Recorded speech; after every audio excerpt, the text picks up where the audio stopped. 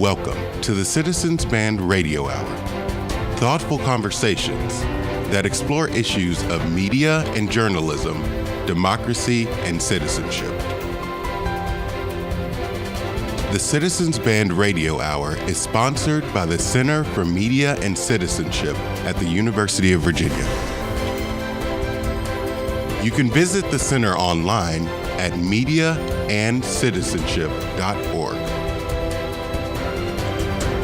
Here's your host, Coy Barefoot.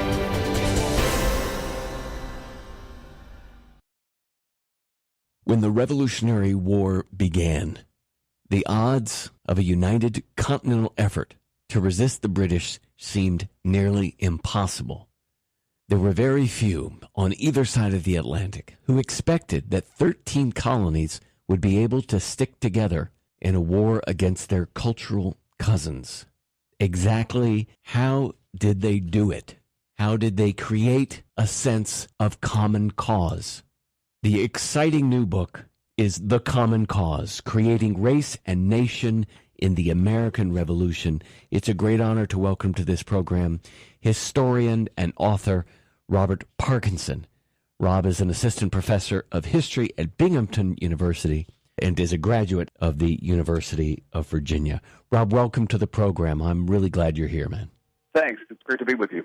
So congratulations on this book. It is being hailed as one of the most important books so far in the 21st century about the American Revolution, path-breaking, a game changer. One of your colleagues says this book is a game changer when it comes to understanding what really happened to create the American identity in the last quarter of the 18th century.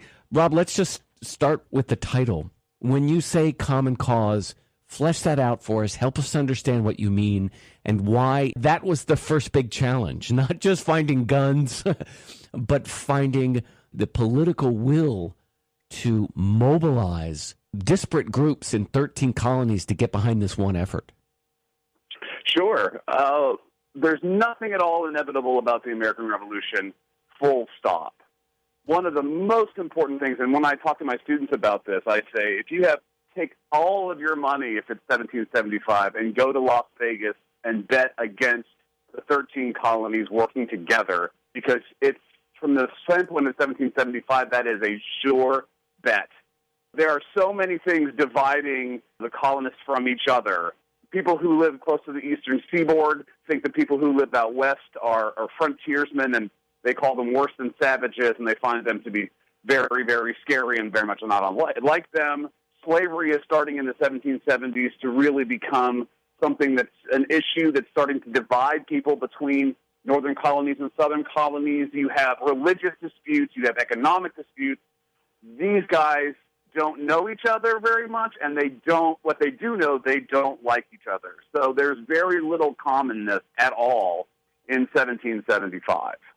And so walk us through the basic thesis of your book. You have written in the book, Sure. you say at one point that the founders, these patriot leaders, by the writing that they did, and very much in a very real way, they conspired together to create this narrative about the revolution that wasn't exactly what happened. And it reminded me of the lost cause in the South following the Civil War, when the South rewrote the Civil War and said, no, this is what happened. It wasn't about the slavery, and we would have won, if the North wasn't so full of dishonorable people. In a sense, they had their own lost cause after the American Revolution. Yeah, I think almost that's a good point. I think almost the reverse happens, because there is a heroic call to arm, and the Common Cause is about this call to common purpose, for everybody to be on the same page and recognize liberty in the face of tyranny, or that you can understand that good, smart, well-meaning people can understand that their rights are being taken away from them, and they need to take some sort of action to stop that. And so that's what liberty is at stake. And this is the kind of the argument that the John Adamses and Sam Adamses and Ben Franklin's and later Thomas Jefferson in the 1770s is going to say. it's one we very much can get behind, the idea that this is about inalienable rights. This is something whereby consent of the governed needs to be taken into account. That representative government is something that we want more and more and more of. That's all fine. And then the war starts. And once the shooting starts, the chances for this incredibly fragile coalition to splinter off into pieces, because now this is going into an entirely different phase, those chances become exponential. And so what do these guys do? They begin to seize upon this, what I call a golden opportunity. And it's because the opportunity is that the British are, for all good reasons, because they're A, broke, and B, want to get this rebellion stopped as cheaply and as quickly as they possibly can to get on with the business of empire. They are the agents of the British Empire, royal governors, Indian agents out on the frontier, naval captains, you name it. These guys are trying to figure out what's the best lever to pull in order to keep the colonists in line. And the one that seems to come up most often, starting very early in the war, is to either threaten or perhaps take steps to instigate slave rebellion or start making negotiations on the frontier to have to make alliances with native peoples to start war in the backcountry. And the British governors in Virginia and South Carolina and North Carolina and New York and places like that begin to make plans to do that. And these patriot leaders, who we call the Founding Fathers, seize upon that as that golden opportunity. Oh, this is the way to cement union. This is the way. So as soon as the war began, and it really starts as soon as, and I have a big long chapter on the wave of news after Lexington and Concord, and that wave of news is very much about what role will slaves and Indians play in this conflict. That's one of the first things on people's mind as the wave of news from Lexington and Concord gets to Maryland and Virginia and the Carolinas. They want to know what's going to happen next. Because so we should point out that there were a number of people of color and Native Americans who participated in the fighting against the British. That's right. And so, but this is now an opportunity. If there's one thing that these colonists have in common, it's this deep-seated fear of slave rebellion and Indian, for a want of a better word, an 18th century word, massacre. And so this is something that it's a very non-controversial thing that can bring people together. And it's not breaking down about Protestant problems or about kind of these old-standing rivalries. This is something that can bring people together. And so starting in 1775, the Patriots begin to make this a centerpiece of this new wartime appeal as it evolves once the war begins. And they seize upon this, partly because it's based in truth. These British guys are doing it. And, oh, by the way, the Patriots are also doing it, too. They are sending emissaries to the northern frontier, to the western New York, to try to see what role Indians are going to play, too. But they really highlight in their newspapers that the British are doing this, and this is the not only the last straw, but the worst straw. And we'll talk probably more about the Declaration of Independence, but it's at the very heart of the Declaration of Independence. The Trump campaign was criticized for essentially appealing to the worst of our natures, essentially feeding the flames of racism and nativism and xenophobia, and that is a fact. That's exactly what he did. And yet we see the Founding Fathers doing the very same thing. And that's what your book so powerfully illustrates. And I think our 21st century, our Americans here in the 21st century, I think we might be a bit horrified to see exactly what the Founding Fathers were saying to gin up war fever. Yes, and the reason we are horrified is because once the war is over, those same people spend a lot of time trying to get us to forget. So this is, in other words, it almost is kind of the opposite of a lost cause after the Civil War, because while Southerners are trying to wrap their arms around racism, what the founders, the John Adamses and the Thomas Jeffersons, are trying to do is to get you to forget how deeply and almost daily involved they were in spreading stories about just people who just a lot of bloodshed and potential violence, and how this is the thing that you really should focus on, not liberty and natural rights as a reason to pick up a gun and fight for American independence. So give us some real concrete examples of what they were actually writing and saying in the media of the 18th century. And I guess it would help the listener to give us a quick snapshot of media, 18th century media in America. What did it look like? Who had access to it? And what were they saying? Okay, sure thing. So the leading edge of communications technology in the 1770s is the weekly newspaper. It's a four-sheet affair. It comes out usually once a week, depending on, sometimes in Philadelphia, a smaller paper might come out 3 times a week, but usually once a week. And there's no real we expect there to be the order of it whereby the news is on the front page like it is today. That's actually not the way it works because of how you build a newspaper. It's one large sheet of paper that's folded in half, and you build it over the course of the week. And so ink in the 18th century takes a long time to dry. So what you do is on the outside of the sheet of paper, you put stuff that you know you can work on over the course of the week. So in the first, so let's say your paper goes out on Wednesday. So the work week starts on Thursday for the next week. And on Thursday, Friday, Saturday, you're putting together the outside, which will be the front page of the newspaper. And so there you might put a political essay, which historians have said, that's the real meat of what's driving the revolution. That's where the ideas are. And on the back page, you put all the advertisements.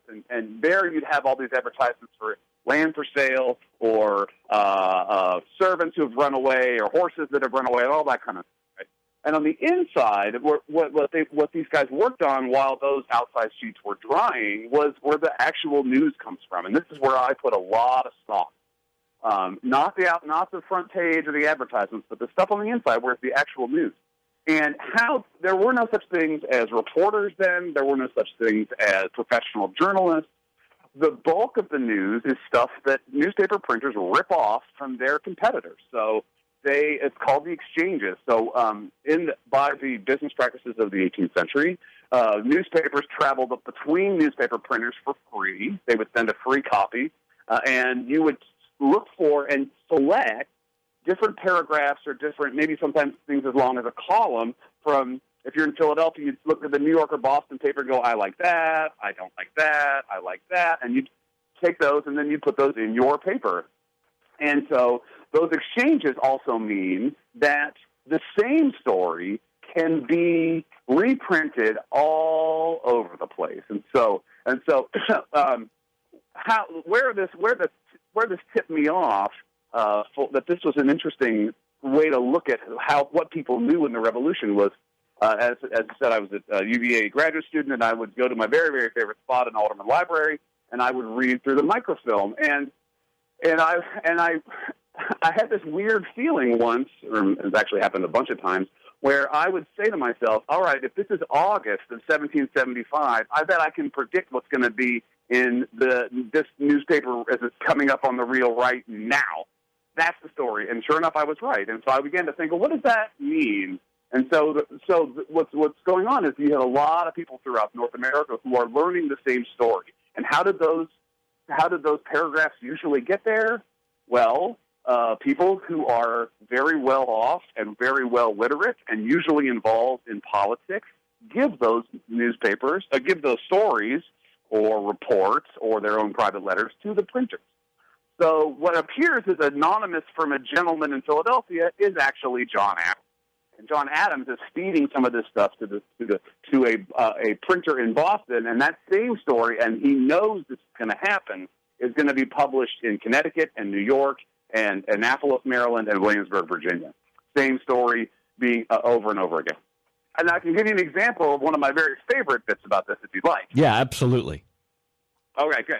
So, and this is one of the things that I put in the op-ed that ran last Saturday, or I guess it was Saturday after Thanksgiving, was, and this is about fake news. But so Ben Franklin is in the ambassador to France. He's staying in a suburb outside of Paris, and down in his basement of his house, he has a makeshift printing press that he's created.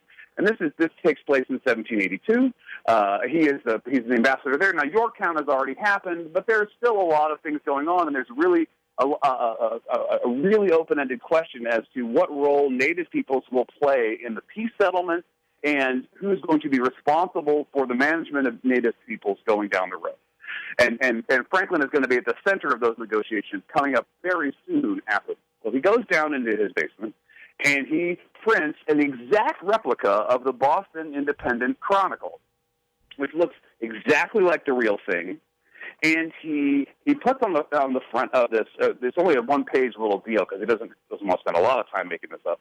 So it's like a supplement. So it's a one-page one-off here. And he puts on there two letters that he makes up entirely. One is a letter from this fake American militia captain named Samuel Jerish, who says that we found we came upon this amazing discovery in the wilderness of western New York, and it was I forget how many bags they found, but it was a bunch of bags of scalps that we found, and there was a separate bag for little boy scalps, and a separate bag for little girl scalps, a separate bag for infant scalps, and soldier scalps, and on and on and on. And these were being sent from the Seneca Indians to Canada to then go on and be laid out in front of King George at his feet. And he would, as what Franklin writes in the fake thing, that he would be refreshed by the example of the loyalty of his Indians who are killing all these Americans. Well, Franklin makes the whole thing up. And not only that, he also then makes it up entirely that this had happened. And there's over 700 of these fake scalps that he talks about. Then the second letter that he makes up at the bottom of this sheet of paper is a letter from a real person, John Paul Jones, which John Paul Jones refutes the idea that he's a pirate, and he begins to list all the reasons why he's not a pirate, that he's actually fighting for liberty and these things, and he puts it in there at the very end. Franklin via Jones puts the reasons why we have to maintain independence and not back down is because of the very last bits of the Declaration of Independence, including the idea that the king has instigated merciless savages to destroy us, and that's one of the main things. And so these two letters kind of work together. Well, Franklin makes this up, and then he sends it around to some of his friends in France and in England. And he kind of tries to distance himself a little bit from it. He says, I have this, and I don't know if it's true, but he says, but the substance is true. And sure enough, it's printed not only in the English newspapers, but about 7 or 8 American newspapers printed over the course of 1783. Franklin also mentions in a letter, maybe 6 weeks later, kind of laughing about this, and he writes to his friend Richard Price in England. He says, by the press we can speak to nations. He said, in the ancient world, whenever we wanted to establish a fact or say something, it was as soon as your voice died, the idea died. He says, but now, by the press we can speak to nations. And not only can we strike while the iron is hot, and this is him talking about how this is really Twitter in the 18th century. He says we can keep the iron hot by continually striking. And so, I'm just going to make this stuff up about Indians. Now, whether or not this has anything to do with how generating real anger and fury at Native peoples on the frontier, this is certainly how Franklin wanted people to react to that. 30 years later, in 1813, the British are doing it again in the War of 1812. The British and Native peoples are created an alliance with each other, and Native peoples are fighting with the British in Canada. And at one point, a number of Kentucky militiamen get caught on the Raisin River in what's now Michigan, and they get massacred there. And one of the most important rallying cries of the War of 1812 is to remember the Raisin, this massacre that happened. And all of a sudden, we find in American newspapers, 30 years after the fact, people saying, see how the British have always been doing this? and they print Franklin's hoax entirely made up as if it was truth 30 years after the fact. The new book is The Common Cause, Creating Race and Nation in the American Revolution. We're talking with author and historian Rob Parkinson. We'll take a very quick break. You're listening to Citizens Band Radio.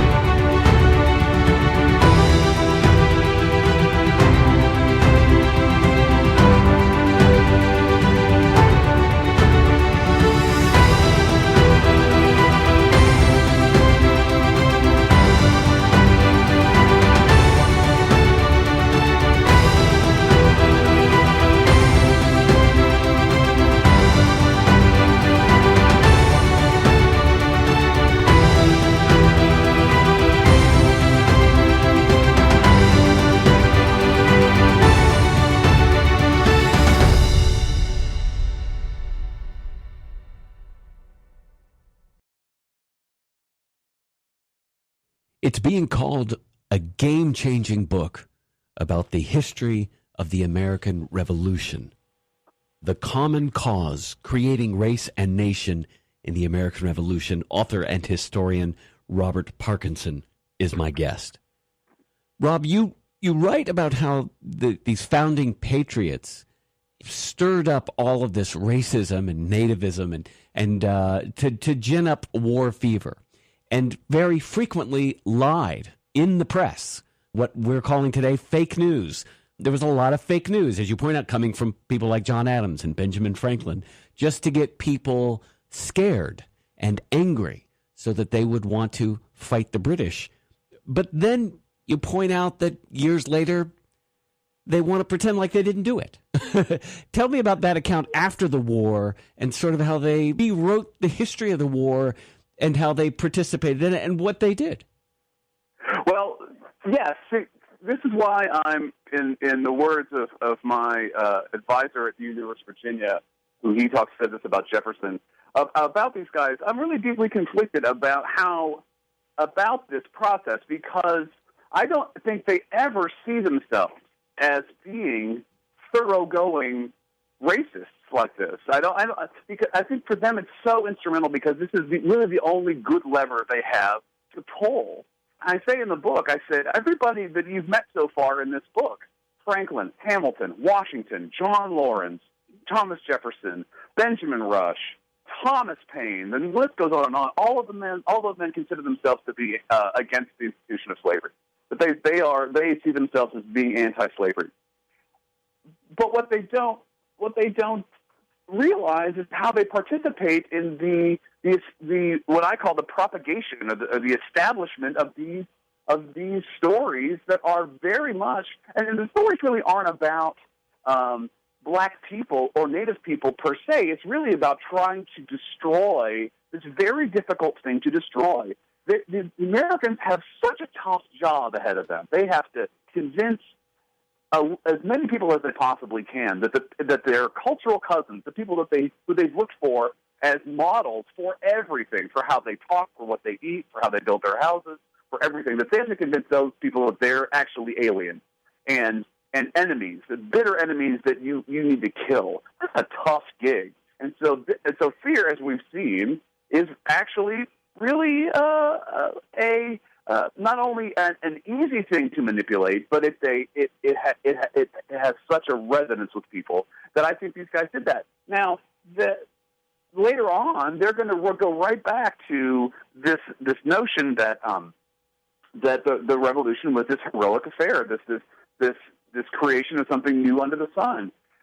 John Adams has a quote in a letter that he writes as an older man in 1815 or 14, somewhere in there. And this quote has really enthralled a lot of American historians, which says that John Adams says, the war had nothing to do with it. The revolution was effected between 1760 and 1775 in the minds and the hearts of the people, that the revolution was over before the shooting began. And I think that Adams is trying to pull a fast one on that, because all the stuff he wants people to remember about the revolution, about all the everything from the writs of assistance that we had these principled stands against taxation or representation, all the way up to the allegedly very civil and orderly Boston Tea Party. That's the revolution for him. He wants to forget all this really bad stuff that happened in, the Wyoming massacre and the Gnadenhutten massacre and the South Carolina almost leaving the Union because when faced with the question of freeing slaves or falling to the British, that some of the people on the South Carolina governor's cabinet said maybe we should leave the Union. So there's all these stories and problems that get papered over. And isn't that a revolution we would much rather have, one about liberty and natural rights? And the narrative that they created during the fighting, during the actual war, that narrative that the founding patriots, on a constant basis through the years of fighting, put out into the media to keep people afraid, to keep people angry, to keep them fighting. It created the frame and the very language that we use today to talk about that period, didn't it? It sort of baked that racism that they were appealing to and that fear. It baked it into our understanding of the 18th century and of the American Revolution. I think so, and the reason why it's such a big deal is because, as I say, there's nothing inevitable about the American Revolution. One of the things that really nobody sees coming is that these same men are going to make a very willful choice, something that we actually don't think a lot about because it seems natural to us that this happened. But it was amazing at the time that the American political establishment, the leaders at that time, decided they were going to get rid of some of this really, really important stuff that had happened since, for them, was the dawn of time. Aristocracy, monarchy, the political theory of subjecthood. In the political theory of subjecthood, which they had all grown up in, there was a king, and everybody was a subject, and every person was part of the king's body politic as part of the subject. And what the Americans do is say, no, we're not going to do that. We're going to create this new political sense of belonging, citizenship. Do they know what that means? No, not really. Most of them, if you ask them, they would probably come up with 47 different answers about what actually citizenship looks like. It's going to take an entire generation to try to figure out what the citizenship word means. But at its base, citizenship is a club. The members of the club decide who gets in and who stays out. So by doing this, by spreading these stories about African Americans running to the British and Indians taking up the hatchet and spreading stories like that the Indians were going to feast on a Bostonian and drink his blood, as one of the stories that is passed around by the order of the Continental Congress. All of a sudden, those stories really matter more because this kind of fear and racism. We look at the colonial past. It had always spiked at times of crises and conflict. Whenever there was a huge fire in New York City, that what happened is the blame would fall onto outsiders of some sort of European descent, probably, but then almost always slaves that were very much untrustworthy, or the 1622 massacre in Virginia. These kind of spikes would happen over and over again. And what I say, what makes the revolution really different, is this creation of this nation, this creation of this citizenship, political theory of belonging. And now those decisions matter a lot. And why they matter is because you have a lot of African Americans and Indian peoples who participate. They march with Washington. They are important members or auxiliaries to the Continental Army, and their stories are almost entirely drowned out. My book is not only about the stories that the Patriot leaders really try to amplify and tell, but also the stories that they want to sort of scratch out and whisper to the American people. And one of those stories is about so-called good Indian peoples fighting alongside the Americans. Those stories. So what ends up happening is there's this lumping together over the process of the war, whereby African American is British and enemy, and Native American is British and enemy, and that's what the Declaration tells us, and that's the way it is. You mentioned the Declaration. How should we understand that in terms of your thesis?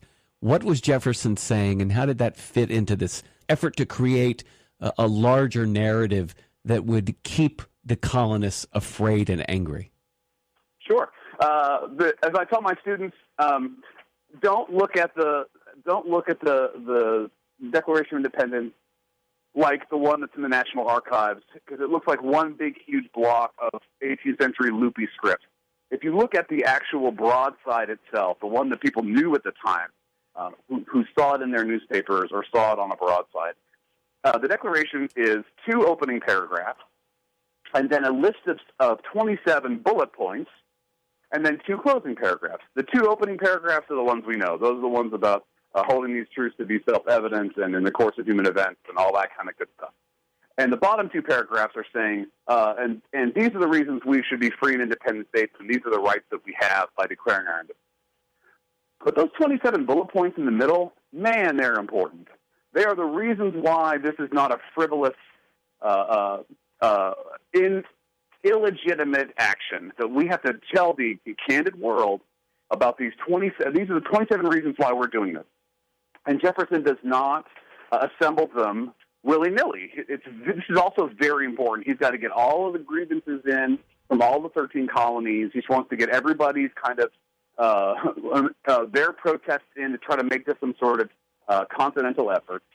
But if you look at it, even the first 4 or 5, it starts off very slowly, and the verbs are kind of mushy and not all that stirring. But by the time you get to the end, 24, 25, 26, 27, this is the meat of the document. Jefferson is building towards a climax. And what's the 27th?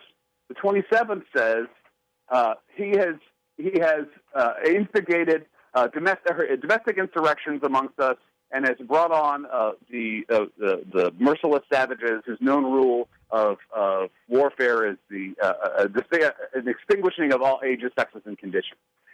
It's the most loaded and gory, bloody sentence in the entire document itself. And for me, I think that's Jefferson's deal breaker and the Congress's deal breaker, that this is the real reason why we're building towards this final scene. Speaking of Jefferson, Rob, as a former grad student at UVA, I'm just wondering what were your thoughts when you heard that hundreds of students and faculty members had signed a letter to President Teresa Sullivan just a few weeks ago, asking her not to quote Jefferson so much, which we should point out that student journalists at the Cavalier Daily did some research and find out that she hardly ever quotes Jefferson at all. But it would appear that for many of the people who signed that document, that letter, that one time is too many. What crossed your mind, Rob? What crossed my mind is one of the things that crossed my mind is, if we're looking for people in the founding era, if liberals, let's put it this way, if liberals are looking to the founding era for someone who can figure out how to oppose a political party or how to oppose a political movement, which Jefferson's their guy. Jefferson in the late 1790s is successfully in the late 1790s, not only at the center of this political movement, but doing things like writing the Kentucky Resolution and opposing the Alien Sedition Act, and doing his very best to oust what he sees as this tyrannical government, or this potentially destroyer of the revolution, the Adams administration and the Federalists, and get them out of power. So if liberals, let's put it this way, not we, if liberals really want to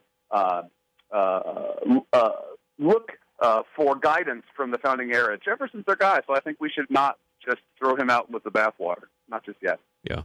One of the takeaways that I got from your book, Rob, was that you can really see this echoing through the 19th century and even today, let's be honest, among many Americans, regrettably.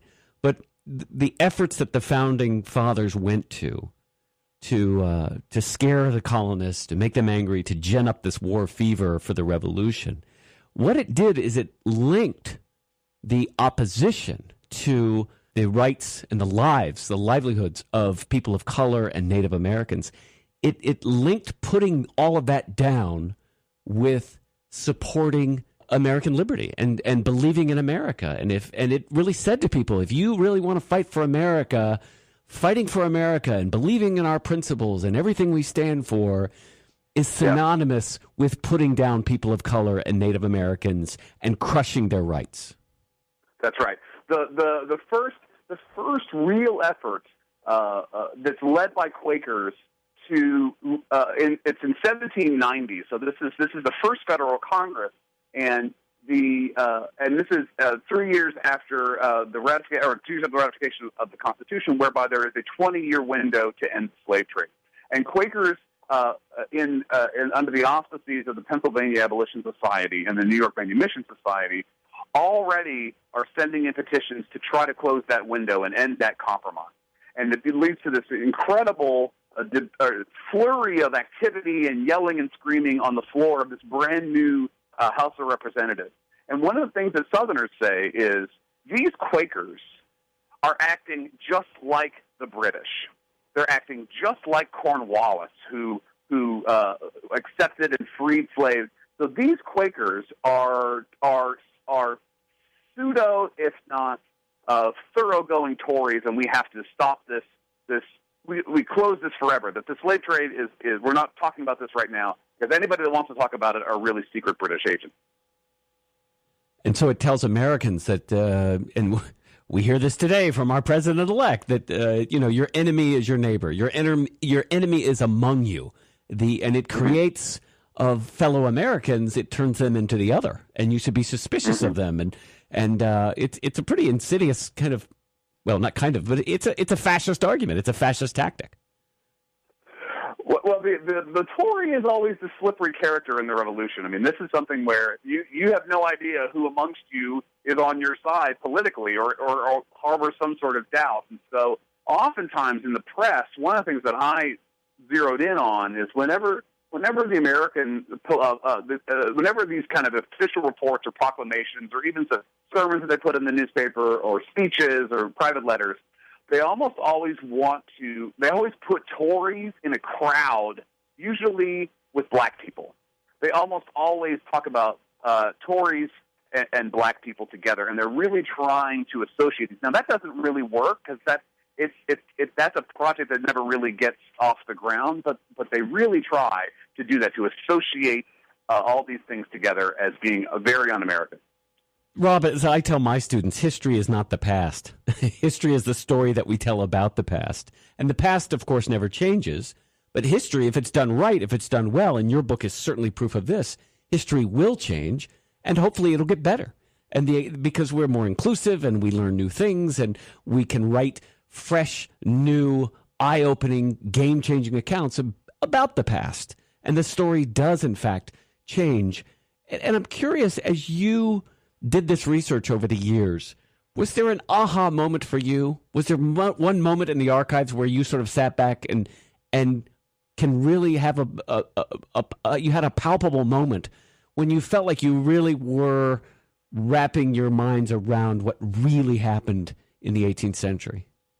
Yeah, as I said a little earlier, this idea of me trying to figure out what was coming next, which was one of those aha moments. But I was just floored by how much material about African Americans and Native peoples were, especially in the first year and a half of the war. I mean, it is an inundation of just story after story after story after story, and it's funny, So I started the research for this. I don't know. For your listening audience, it's a big book. It's 700 and something pages. So it's taken me a long time to write this book, and I started the research for about 2002, somewhere in there. And it was funny how some things. I mean, this is I think this sort of suggests how things really are with us for a long time.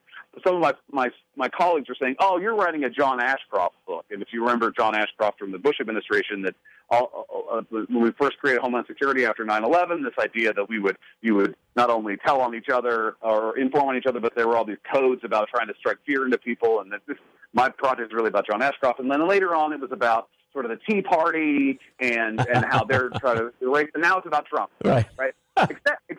Except all those things are true, and yet all those things, that wasn't really what it was about for me. It was reading these newspapers on a day-to-day basis and trying to figure out what did people know then? What was their revolution? Not what did Jefferson or Adams or Franklin say it was about, but what did they know? What were the parameters of their knowledge on a week-by-week basis? And that knowledge was informed by leaders and newspapers that were telling them that they were fighting in many ways the Confederate soldier. You're fighting to maintain a way of life in which people of color and Native Americans keep their place, quote unquote. Yes, and not only that, but the association of those things, of killing Native peoples on the frontier especially, because they are enemies, the association with that, with this emblem of patriotism, is also a really big part of the story. So you have people who, Jefferson doesn't like very much. Some of these Western settlers who he doesn't really like hanging out with very much, or even thinking about as being part of his Virginia.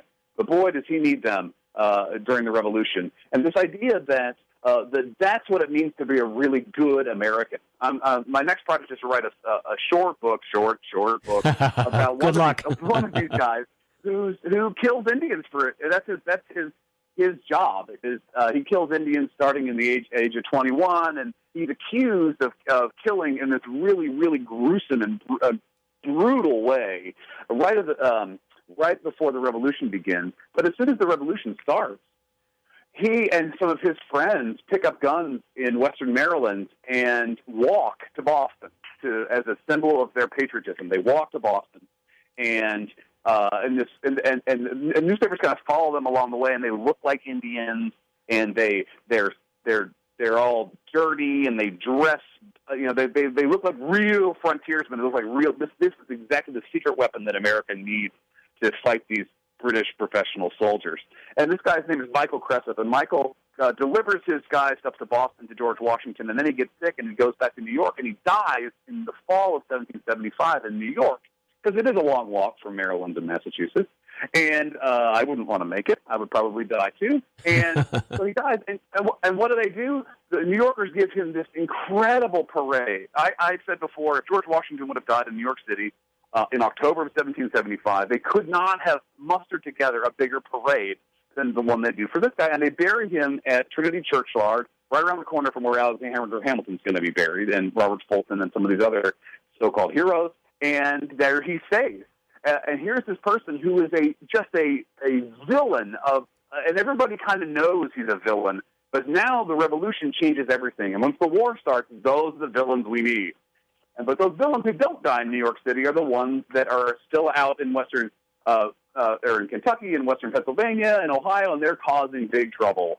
But now they have this added sense that they are Americans, and causing trouble is what we do as good Americans.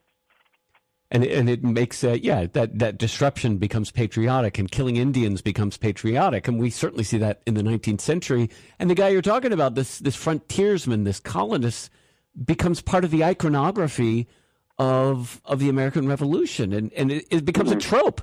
And we all learned about him in grade school, for heaven's sakes. Daniel Boone. Yeah, exactly. The book is The Common Cause, Creating Race and Nation in the American Revolution. And before we have a few minutes left, and Rob, I wanted to talk to you, as you're talking about this patriotic frontiersman, what we might recognize today as a very rural American, perhaps a little less educated, somebody with a gun at his side and very handy and ready to pick up a gun and fight. I'm looking at a picture here of the guy who was arrested in D.C. for shooting up a pizza restaurant because he was convinced that some fake news, some online internet conspiracy about the Democratic Party having involved in some kind of child sex ring and keeping children in the basement of a pizza restaurant where, in fact, there is no basement, but he shot up the restaurant. And I'm thinking of, in his mind, he is exercising the kind of patriotism that this guy you're talking about from Western Maryland walking up to Massachusetts. He's the rural guy that grabs his gun, he's going to save America, and he thinks in his mind that he has all the facts that he needs, and he knows who the enemy is. Yes. just before Franklin creates that hoax that I talked about. I mean, maybe a week or so before, out in western Pennsylvania, there has been a series of raids that have happened, and and this is a long story, and I won't belabor the point, but there is a group of people who are blamed for these raids, and they are supposedly some of these good Indians. They are Christianized Indians, and they live in a couple of little settlements on the Muskingum River in sort of central Ohio, and the main settlement is a place called Connecticut. And David Williamson is a militia captain in the western Pennsylvania, around what's now Washington, PA. And he gets a force together, and he's going to go punish these supposedly good Indians for harboring these British allied warriors or something. They're going to go find these people because they see them as the ultimate betrayers. And in the worst, most tragic episode of the Revolutionary War, they find about 97 or so of these Indians, and they put the men in one house and the women and children in another, and then they have a meeting to decide what to do with these people, and they decide that they're going to kill them all in a very terrible way by Cooper's mallet, by bludgeoning them each one individually on the head until they are dead. And they send two away to tell the news of what they've done there, and they set Gannonput on fire, and they go home. Now I think this is where some of that rhetoric gets you, that you have not only conflated and put together Britain, Indian, and enemy, but you have emboldened this notion that this is what good Americans do. Is what we not only do we protect our families from this, of which I can't argue with that, but to bludgeon women and children to death by striking them on the head with a mallet. I can't even imagine. I've spent nights trying to not get myself awake by thinking about what that must have been like inside those buildings. Bloody and up close and gruesome, and that's the revolution too. It's not all this glory of Bunker Hill. That's part of this as well. And I'm not saying that Franklin and those guys have blood on their hands for this, but they really have promoted this rhetoric to such a degree that people are losing their lives about it. And of course, all those frontiersmen that the founders needed to gin up this populist insurgents against Britain and against Native Americans and people of color. It was just a few short years later before Washington and Hamilton are taking an army of 11,000 men into western Pennsylvania to go kill these same guys because they wouldn't pay all these new taxes that the new federal government wanted to charge them. They arrested like 10, and one of those guys was a direct descendant of mine. So let's be clear about that. I know from whence I come. My family is from that whole area. So when my father wants to research, I said, let's not open some of those doors, shall we? That's not so good. But it does tell you that that this was a matter of expediency for these guys. That, as you say, this was the lever, this was the tool. And we can certainly see that in the campaign of Donald Trump, the pulling levers, pressing buttons, blowing on dog whistles to get the power he needs to. We'll see what happened, but he's certainly not draining the swamp. He's just putting in some different alligators. Rob, before we run out of time, I did want to ask you about continuing on this topic of fake news and the embrace that we see among many Trump supporters of a story without facts, of a narrative and a story and a feeling and a conclusion minus evidence, minus facts. And it's almost like the facts have to fit the story and not the other way around. Put that in context of the thesis of the American civil religion and take a moment to tell people what that is, because it has everything to do, I think, with your story that you've uncovered about what really happened during the Revolution and the birth of this narrative and American exceptionalism, and then believing in a kind of religion. Well, religious people think about story first and facts later. Yeah, it's about emotion, right? I mean, this is very much about hitting you on a gut level, to use a parlance that they wouldn't understand. But this is very much about that kind of thing. And America, this idea of American civil religion is draping some of the symbols and the totems of the American civil state in a lot of these kind of this is as the Enlightenment is trying to shake loose the what they see as the cobwebs of this superstitious past. The nation and the nation state is going to just step right in and come up with its own hymns and come up with its own sacred days and come up with all the trappings of religion. And I have one more story, which I talk about in the interlude of the book, and one of the things that Franklin and Lafayette are doing when they're in France is, and the Continental Congress charges them to do this, and actually gives them money they don't have, a little bit of money, seed money, to start this project. They instruct Franklin to create a school book for American children, and they want to capture and then also sort of really cultivate this hatred and really keep it going. And so Franklin and Lafayette set about and coming up with illustrations for this school book. What are American children going to learn about when they go to school every day? And Franklin and Lafayette come up with about something like 20-something captions, and 7 or 8 of these captions are directly about scalp bags being thrown at the feet of the king, about African Americans running off and throwing white women over their shoulder and running off and murdering their masters.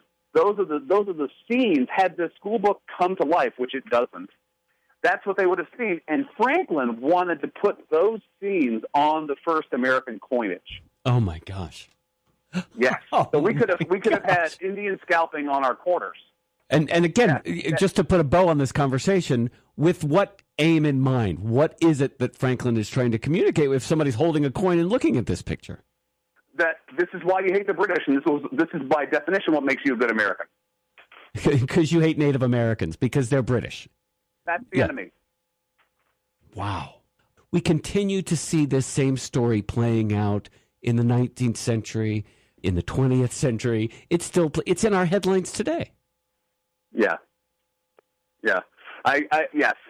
What makes what makes the revolution different is it begins to set the rules for putting the rubber meets the road for who's really in the Republic and who's out. And that's going to really reshape the game going forward in the 19th century. The new book is The Common Cause, Creating Race and Nation in the American Revolution. We've been talking with author and historian Robert Parkinson. Rob, it's been a real privilege to talk with you, and I hope we could talk again. Congratulations on the book. It is magnificent, and I agree with the critics who are saying this is a game changer and a must-read book about our story. Thanks so much for all the work you put into it. Thank you very much. It's great to talk with you.